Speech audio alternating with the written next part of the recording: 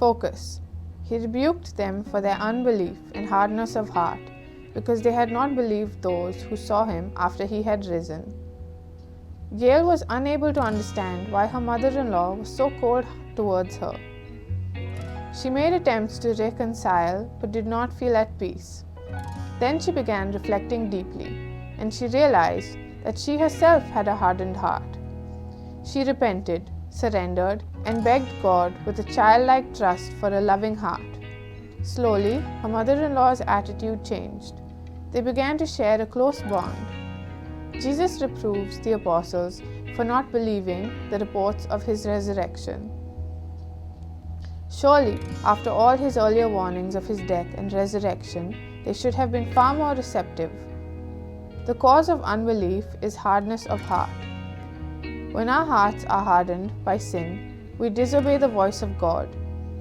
This unbelief never has enough proof, as the mind is closed, and although we reason with our minds, we actually justify and identify with what our heart wants. A hardened heart is unable to hear what God says or understand what he does, or perceive what he shows. It cannot even remember God's goodness. It acts different, and worst of all, fails to repent. To avoid this hardness of heart, we must recognize and submit to God's ways and authority like children. Fruit. If Jesus looked into my heart today, would he see a pure heart, one that believes?